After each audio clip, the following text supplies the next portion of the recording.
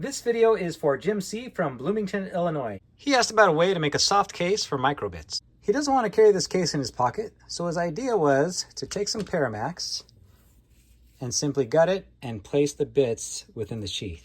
So this is 1/4" Paramax, and I think it probably would work. The only problem is you'll have to take them all out if you want to get to the one at the bottom.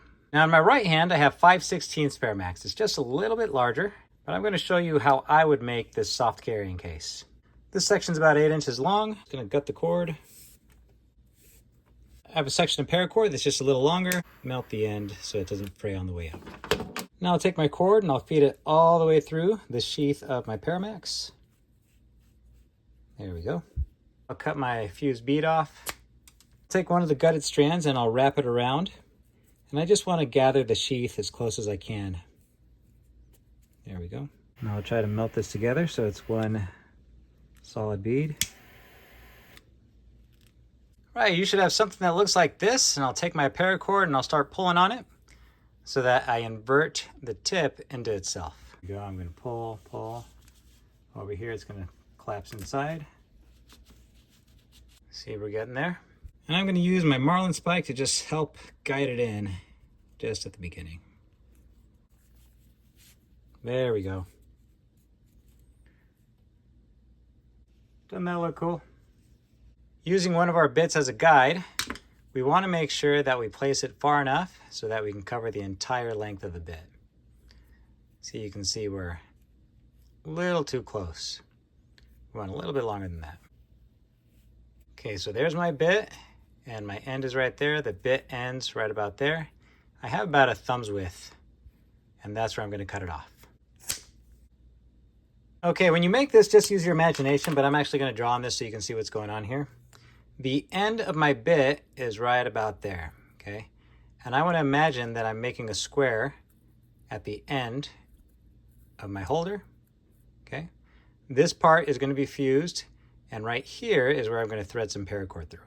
I'll pinch it with some pliers and give it a good fuse. This does leave a hardened bead. I don't know if that's a deal breaker for Jim, but there's another option we can do. I'll show you that right now. It's not as closed, but it won't come unraveled, and it is just that much softer. Next, I'm going to use some 250 tactical cord. All right, I'm going to cut this off at an angle, then fuse the end so quick. There we go, because I just want to form this into a little needle. I don't want it so hot that it burns me when I do this. I just want enough so that I can make a point. I'll take my marlin spike and pierce my cord. You want to move quick because this will close up on you. So as soon as I pull out my marlin spike, I'll grab my cord and I'll thread it through. There we go. Now over on this side, I'll take the end and I'll go from the back, go through once, twice, and let's go through 3 times. And we'll pull it so that we get a little barrel. And I'll just slide it down. Okay, you see where this is going. I'm going to do it 6 more times. And so here's the piece I started with. I'm just going to pull out the section I cut off. Start with the fresh piece. Wrap it around again.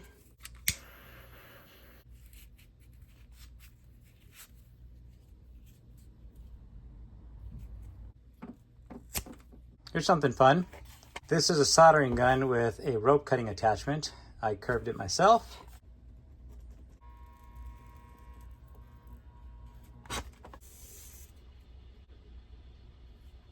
To finish this off, I'll do the same knot. Go through once, twice, and 3 times. I'll pull it tight, but not so tight that I can't adjust it back down the line. I think that looks pretty good. So we have our soft case. There is no rattling, and if he wants to use one of the bits, he just has to wiggle it out.